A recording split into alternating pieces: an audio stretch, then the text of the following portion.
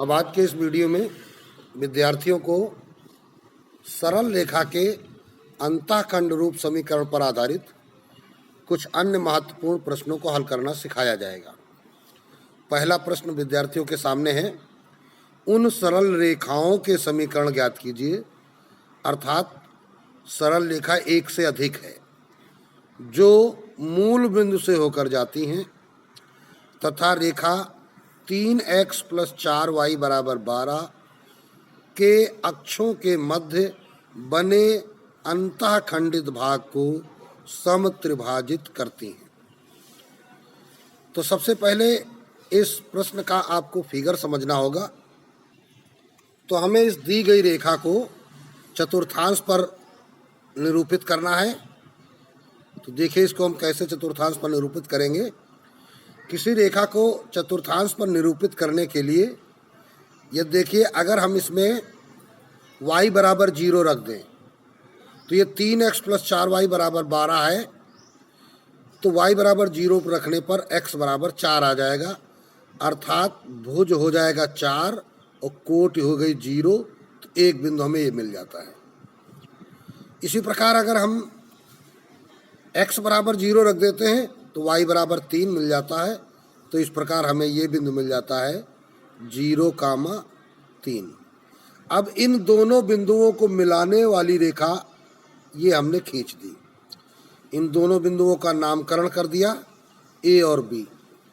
अब कहा जा रहा है कि अक्षों के मध्य बने अंतःखंडित भाग।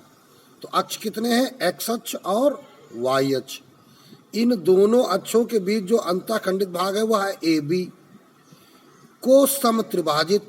अब AB के सम माने बराबर, त्रिभाजन माने 3 बराबर टुकड़े।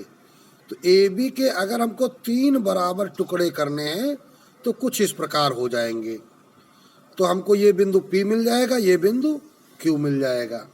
तो बिंदु P तथा Q क्या कर रहे हैं? AB का सम त्रिभाजन कर रहे हैं। साथ ही में फिर से एक बार देखते हैं प्रश्न, उन सरल रेखाओं के समीकरण ज्ञात कीजिए जो मूल बिंदु से होकर जाती हैं। रेखा कहाँ जाती है? इस मूल बिंदु से। और क्या कहा गया है? तथा रेखा इतने के अक्षों के मध्य बने अंतःखंडित भागित को समत्रिभाजित करती हैं, अर्थात मूल बिंदु और ये P से जाने वाली एक रेखा। इस रेखा का समीकरण हमको चाहिए। मूल बिंदु का नाम हमने O रख दिया और एक रेखा हमको ये चाहिए, अर्थात प्रश्न हमसे रेखा OP और रेखा OQ का समीकरण पूछ रहा है। ये हमको ज्ञात करना है। तो चलिए शुरुआत करते हैं। पहला प्रश्न है, चूंकि दी गई रेखा का समीकरण 3x + 4y = 12। तो अब यहाँ चर्चा की गई है अंतःखंडित भाग की, इसलिए क्या करेंगे? अतः इस रेखा को अंतःखंड रूप समीकरण में परिवर्तित करने पर, अर्थात इसको अंतःखंड रूप बना लेते हैं। तो अंतःखंड रूप बनाने के लिए आपको बताया जा चुका है कि इस अचर संख्या से भाग लगाया जाता है। तो 3x / 12 + 4y / 12 बराबर 12/12। तो इस प्रकार 3 चौको 12, 4 तिहाई 12। तो ये हमारे पास रेखा बन जाती है x / 4 + y / 3 = 1। इसको हमने रेखा 1 कह दिया। तो अतः x अक्ष पर बिंदु A के निर्देशांक क्या बन जाएंगे? x अक्ष पर कटा अंतःखंड 4 है तो 4, 0।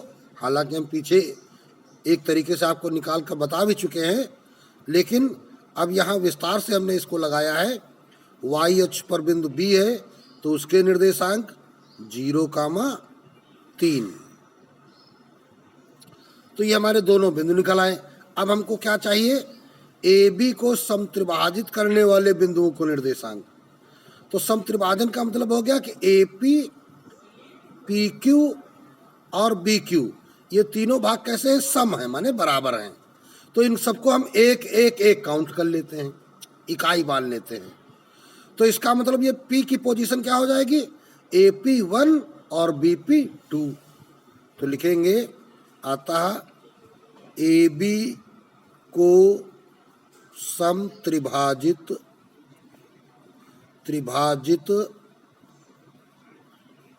करने वाले बिंदु P के निर्देशांक। तो अब देखिए P के निर्देशांक क्या निकलेंगे। तो P की पोजीशन क्या है? AP अनुपात BP कितना हो जाएगा? AP एक हिस्सा और अनुपात BP दो हिस्सा, 1:2 होगा। तो क्या होता है? MN अनुपात होता है MX2। तो X2 यहाँ 0 है, तो यहाँ पे क्या लिखेंगे? 1 × 0 + 2 × 4 बटे 1 + 2 कॉमा आनुपातिक विभाजन वाला सूत्र प्रयोग किया जाएगा। इसी प्रकार M1Y2 + M2Y1 बटे M1 + M2 या MN करके लो भाई। कभी कभी यहाँ हम M1 M2 कह देते हैं, कभी कभी MN कह देते हैं। तो MY2 + NY1 इस प्रकार भी बोल सकते हैं। तो P बराबर हमारे पास क्या बन जाता है? यहाँ पे 4 दूनी 8 बटे 3 कॉमा 3 एकम 3 बटे 3। तो बराबर क्या हो जाएगा? 8 बटे 3 कामा 1। ये निकला है बिंदु P। इसी प्रकार है ना AQ अनुपात BQ, ये देखिए कितना होगा? AQ 2 हिस्सा और BQ 1 हिस्सा। तो Q के निर्देशांक देखिए क्या बनेंगे। तो फिर वही बात आते हैं, 2:1 आ गया तो 2 × 0 + 1 × 4 बटे 2 + 1 कामा 2 × 3 + 1 × 0 बटे 2 + 1।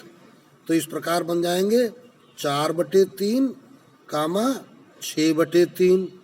तो ये निर्देशांक क्या बन गए? 4 बटे 3 कामा 2। तो इस प्रकार हमारे बिंदु P और Q निकल आए। अब हम क्या करेंगे? चूंकि मूल बिंदु से जाने वाली रेखा का समीकरण क्या होता है? y बराबर mx। ये हम पीछे आपको बता चुके हैं भाई। मेन सूत्र क्या होता है? एक बिंदु से जाने वाली y - y1 बराबर m(x - x1) ये सूत्र होता है। तो अब x1 y1 मूल बिंदु हो गए, तो ये तो बन गए 0। तो y बराबर mx ये रेखा हमारी बन जाती है। m क्या है? प्रवणता। किसकी प्रवणता? उन दो बिंदुओं की प्रवणता जिन बिंदुओं से रेखा जा रही है। तो पहली रेखा क्या लिखेंगे? रेखा O क्या है? मूल बिंदु। तथा P क्या है? यहाँ पे निकल चुका है 8 बटे 3 कामा 1 का समीकरण। तो रेखा OP का समीकरण, तो समीकरण क्या बन जाएगा? y बराबर m क्या बन जाएगा इसका? 1 - 0 बटे 8 बटे 3 - 0, ये m हो गया, प्रवणता हो गई, इंटू x। या फिर इसको हम क्या कह सकते हैं? 8 बटे 3 इधर आ जाएगा, 8 बटे 3 y बराबर 1x। तो क्या बन गया? 8y बराबर 3x, है ना। या फिर हम क्या कह सकते हैं? 8y बराबर 3x। तो अतः 3x - 8y बराबर 0। तो ये एक उत्तर निकल आया आपका। इसी प्रकार बिंदु O 0 0 तथा Q क्या हमारे पास था? 4 बटे 3 कामा 2 से जाने वाली रेखा OQ। तो y बराबर m यहाँ पे कितना हो जाएगा? 2 - 0 बटे 4/3 -0 इंटू एक्स, या फिर ये क्या बन जाएगा 4/3y बराबर 2x। तो इस प्रकार ये क्या हो जाएगा 3 दूनी 6x, 6x बराबर 4y। अब 2 से भाग चला जाएगा तो हम इसको क्या कह सकते हैं, अतः 3x माइनस 2y बराबर 0। तो इस प्रकार ये हमारी दूसरी रेखा आ गई। तो ये दोनों रेखाएं मूल बिंदु से जाती हैं तथा दिए गए रेखाखंड AB को समत्रिभाजित करती हैं। अब देखते हैं दूसरा प्रश्न। उस सरल रेखा का समीकरण ज्ञात कीजिए जिसके x अक्ष तथा y अक्ष पर कटे अंताखंड रेखा 3x + 4y बराबर 12 द्वारा कटे अंताखंडों के क्रमशः 2 गुने तथा 3 गुने हैं। यानी एक रेखा है जिसके हमको अंताखंड निकालने हैं और दूसरी रेखा के अंताखंडों के वे 2 गुने और 3 गुने हैं। तो हम पहले क्या लिखेंगे, दूसरा प्रश्न है माना कि अभीष्ट रेखा, अभीष्ट रेखा कौन सी होती है जो ज्ञात करनी है, अभीष्ट रेखा का अंतःखंड रूप समीकरण x/a + y/b बराबर 1।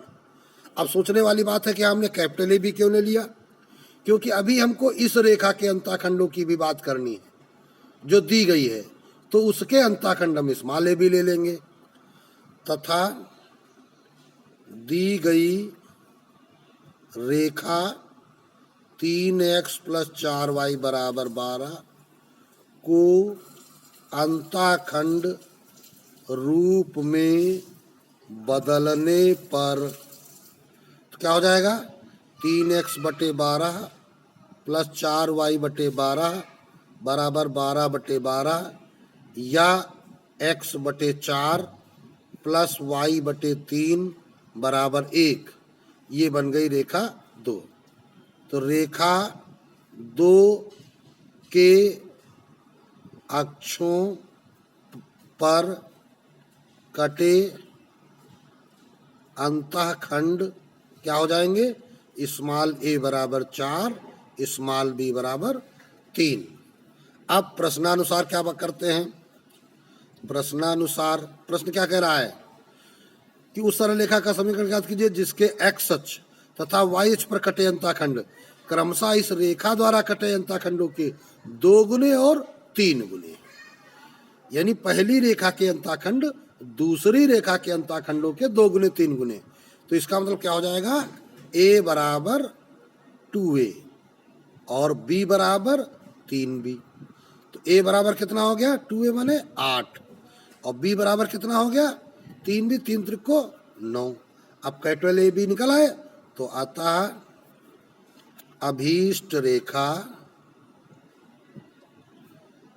का समीकरण x/a था, x/8 y/9 बराबर 1। अब इसको सरल कर देते हैं, 8 9 72 लघुत्तम हो जाएगा तो 9x + 8y बराबर 1 या 9x + 8y बराबर 72। यही हमारा रिजल्ट हो गया। अब अगला प्रश्न देखते हैं। उस सरल रेखा का समीकरण ज्ञात कीजिए जो बिंदु -4 -3 से होकर जाती है तथा बिंदुओं 1 3 और 2 7 को मिलाने वाली रेखा के लंबवत है। अब हालांकि इस रेखा में कहीं अंतःखंड की चर्चा नहीं की गई है, तो हमें जिस रेखा को ज्ञात करना है वो इस बिंदु से होकर जाती है, अर्थात दिया गया बिंदु 1 है। तो एक बिंदु से जाने वाली रेखा के बारे में हमने क्या पढ़ा है, y - y1 बराबर y2 - y1 बटे x2 - x1 आप x - x1, या इसकी जगह पर हम m भी लिख सकते हैं। ये हमने पढ़ रखा है y - y1 बराबर m आप x - x1। तो y1 और x1 तो हमको पता हो गए। अब हमको या तो प्रवणता पता हो जाए या दो बिंदु मिल जाए। तो देखिए हमें दो बिंदु मिले हैं, बिंदुओं इतने और इतने को मिलाने वाली रेखा के लंबवत है, लेकिन यहाँ ये थोड़ा दिक्कत कर दिया। अगर इन दोनों बिंदुओं को मिलाने वाली रेखा के समांतर होता, तो ये पीछे आपको पढ़ाया जा चुका है एक वीडियो में कि यदि दो रेखाएं समांतर हैं तो दोनों की प्रवणताएं बराबर होती हैं, और परस्पर लंब हैं तो प्रवणताओं का गुणनफल -1 होता है। बस इसी दूसरे रूल का हमें लंबवत वाले गुण का प्रयोग कर लेना है। तो अब लिखेंगे क्या, चूंकि रेखा बिंदु -4 -3 से जाती है ना, तथा 1 3 और 2 7 को मिलाने वाली रेखा के लंबवत है। तो अब पहले 1 3 2 7 को मिलाने वाली रेखा की प्रवणता निकालते हैं। 1 3 और 2 7 को मिलाने वाली रेखा की प्रवणता m1 बराबर y2 माइनस y1 बटे x2 माइनस x1, तो ये 4/1 तो बराबर 4 निकल आई।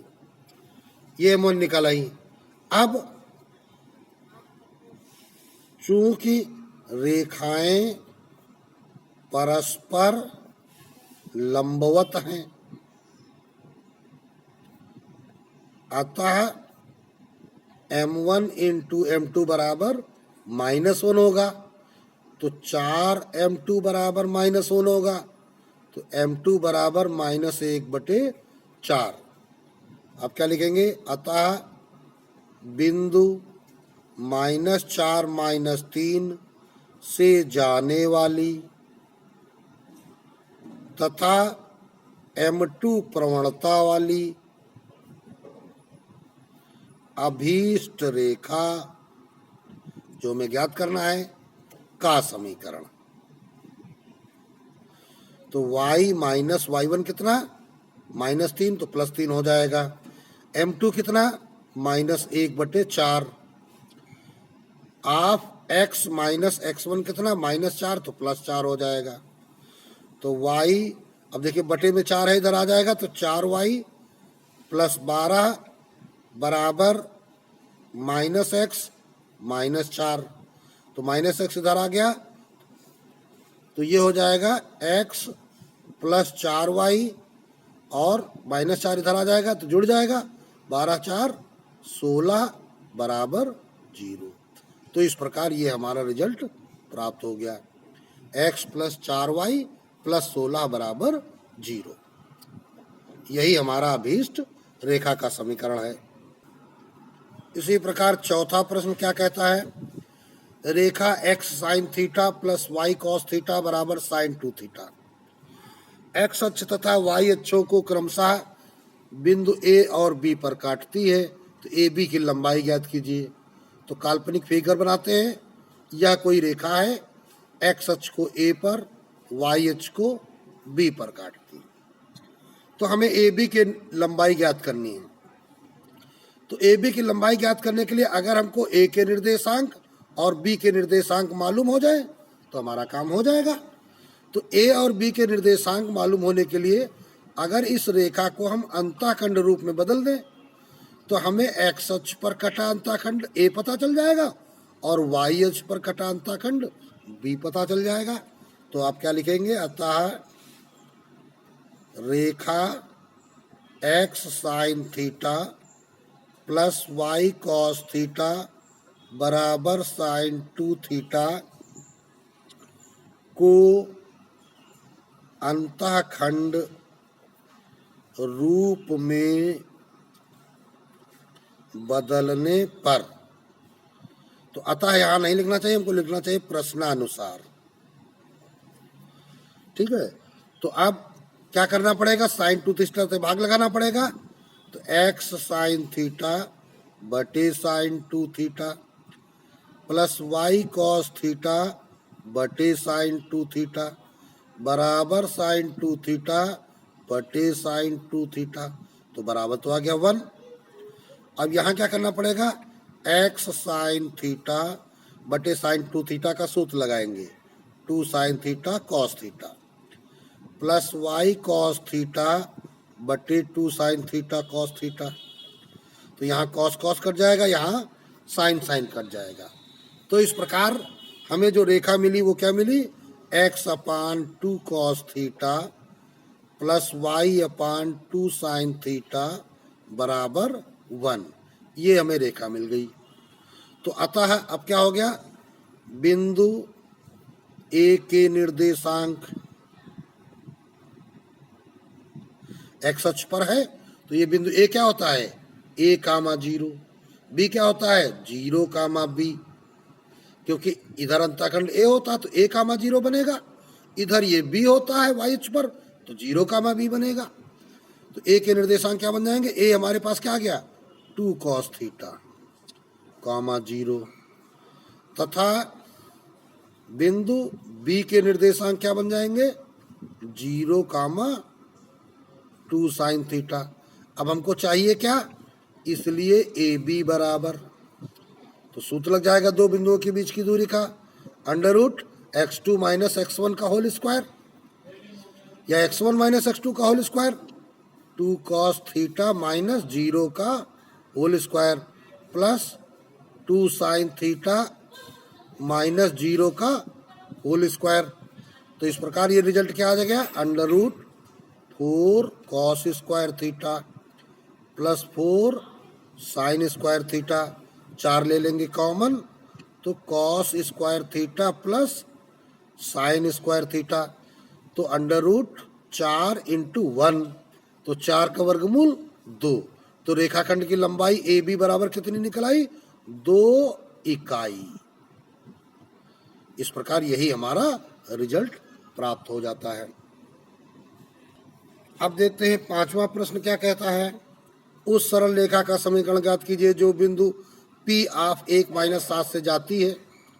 तो एक बात हो गया, एक बिंदु से जाने वाली रेखा हमको चाहिए तथा अक्षों से क्रमशः A और B बिंदुओं पर मिलती है। देखिए काल्पनिक फिगर बनाते हैं, एक रेखा है जो 1 कामा माइनस 7 से जाती है, तो 1 कामा माइनस 7 तो कहीं नीचे मिलेगा हमको, अर्थात यहाँ पे लगभग मिलेगा, 1 खाना आगे 7 खाना नीचे। तो इस बिंदु से जाती है और अक्षों को, अब इस बिंदु से जाने वाली रेखा हमने एक ये काल्पनिक रेखा बना ली, ये बिंदु P है 1 कामा माइनस 7, अक्षों से A बिंदु B बिंदु मिलती थी, x अक्ष पर बिंदु A और y अक्ष पर बिंदु B, जबकि कहा जा रहा है 4PA, ये देखिए 4PA, पांचवा सवाल है, चूंकि 4PA बराबर 3PB, तो इसलिए PA बटा PB उधर से बुला लिया, 4 को उधर भेज दिया, 3 बटे 4, या इसको क्या कह सकते हैं, PA अनुपात PB बराबर 3 अनुपात 4। तो PA कितना है 3 हिस्सा, तो PB कितना है 4 हिस्सा, अर्थात इसको थोड़ा सा हमको और ऐसे खड़े खींचना चाहिए था। PA PB का अनुपात 3:4 है, अर्थात ये बिंदु 1:7 जो दिया गया है वो क्या है, इस AB रेखा को 3:4 के अनुपात में विभाजित करने वाला बिंदु है। तो A के निर्देशांक क्या लिए जाते हैं, A कामा 0, B के निर्देशांक लिए जाते हैं 0 कामा B। तो अब हम यही कंडीशन यहाँ अनुपातिक विभाजन वाली लगा देंगे। तो अब लिखेंगे क्या, प्रश्नानुसार रेखा AB अक्षों को A तथा B पर काटती है, अतः माना कि A के निर्देशांक बराबर a कामा 0 तथा b के निर्देशांक 0 कामा b। अब लिखेंगे चूंकि PA अनुपात PB बराबर 3:4 तथा P के निर्देशांक 1 कामा -7, तो हम क्या लिखेंगे, अतः AB को 3:4 के अनुपात में अंतः विभाजित करने वाले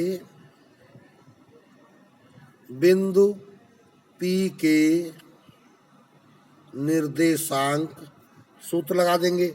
अब ए बी बिंदु तुम्हारे पास ये दिए गए हैं, अनुपात ये दिया गया है, तो क्या होता है mx2, तो m माने 3, x2 0 प्लस nx1 4 इंटू ए बटे m plus n, comma my2 तो 3 इंटू बी प्लस ny1 तो 4 इंटू 0 बटे m प्लस n। और P के निर्देशांक हमको पता भी हैं, तो 1 कामा -7 बराबर, इधर देखिए क्या होने वाला है, ये तो 0 हो गया, 4a बटे 7, कॉमा ये भी 0 हो गया, 3b बटे 7। तो इस प्रकार अब हमको क्या मिल गया, तुलना करने पर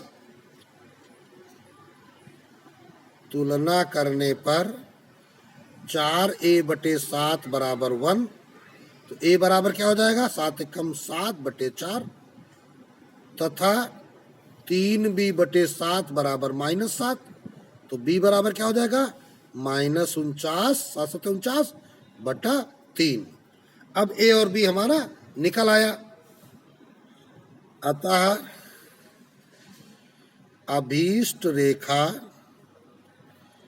का समीकरण, जब a b निकल आया तो रेखा अंतःखंड रूप वाली ले लीजिए, बराबर 1, तो x अपान a कितना 7 बटे 4 प्लस y अपान b कितना -49 बटे 3 बराबर 1। तो अब इसका मतलब क्या हो जाएगा, ये बटे 4 ऊपर चला जाएगा, 4x बटे 7 प्लस माइनस का भाग माइनस 3y बटे 49 बराबर 1।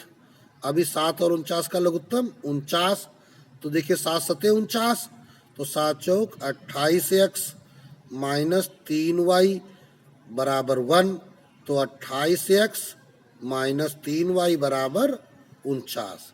ये हमारी अभीष्ट रेखा प्राप्त हो जाती है। तो इस प्रकार ये प्रश्न आपका कंप्लीट हो जाता है। इसी प्रकार प्रश्न संख्या 6 देखते हैं।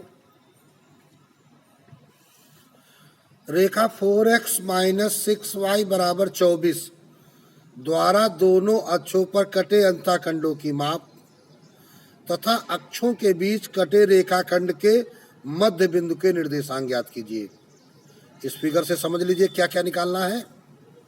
या कोई रेखा है तो x अक्ष पर कटा अंतःखंड क्या होता है, a बराबर हमें निकालना है। y अक्ष पर कटा अंतःखंड b, तो b बराबर हमें निकालना है। फिर क्या कहा गया, अक्षों के बीच कटे रेखाखंड, तो रेखाखंड जो कटा हुआ बना वो क्या है, AB के मध्य बिंदु, तो ये AB का मध्य बिंदु हमने लिया, P के निर्देशांक निकालने हैं। ये काम हमें करना है। तो AB के मध्य बिंदु के निर्देशांक अगर हम मान लें क्या x कामा y, तो हमको इसी x y की वैल्यू निकालनी है। A के निर्देशांक क्या होते हैं, a कामा 0, B के निर्देशांक क्या होते हैं, 0 कामा b। तो a b जब निकल आएगा तो a b के मध्य बिंदु के निर्देशांक हमें प्राप्त हो जाएंगे। तो यहाँ लिखेंगे प्रश्नानुसार रेखा AB का समीकरण 4x माइनस 6y बराबर 24। अब 24 का भाग लगा देंगे तो 4x बटे 24 माइनस 6y बटे 24 बराबर 24 बटे 24। तो इस प्रकार 4 एकम 4, 4 छंग 24, 6 एकम 6, 6 चौको 24। तो ये आ गया x बटे 6 माइनस वाई बटे 4 बराबर 1।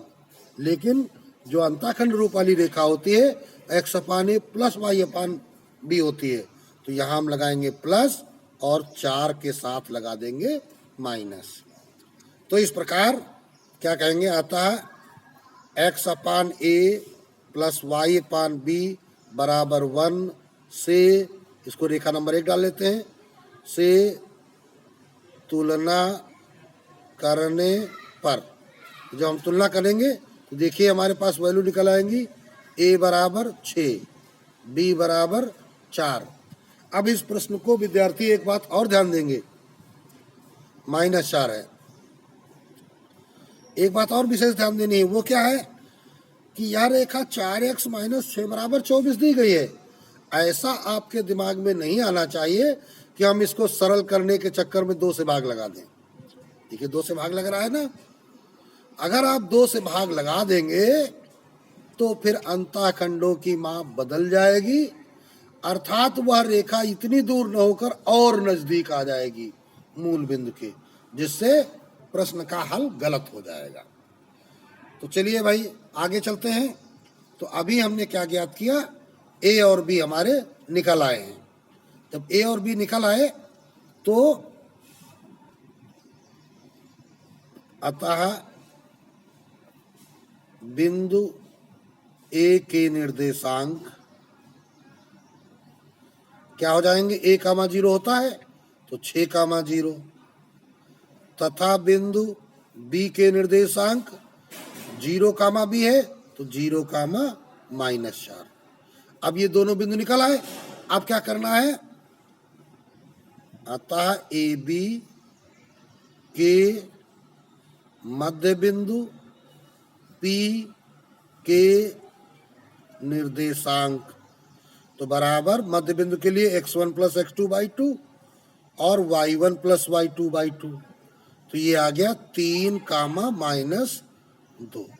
तो ये मध्य बिंदु के निर्देशांक निकल आए।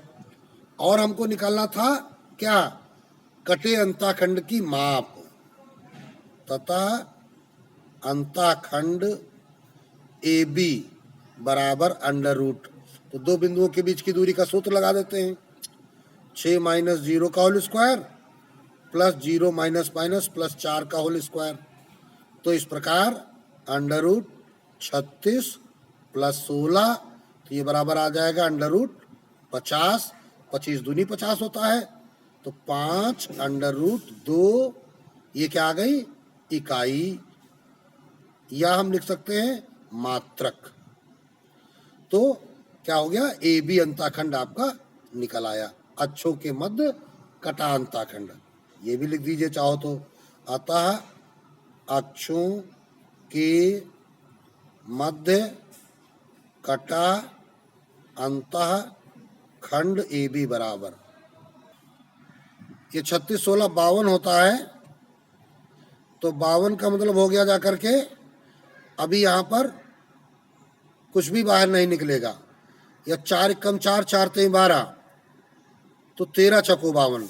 तो ये बन जाएगा बराबर 2 बाहर निकल आएगा √13, 2 √13 रिजल्ट आएगा इसका, 2 √13 इकाई। ये आपका सही रिजल्ट होगा।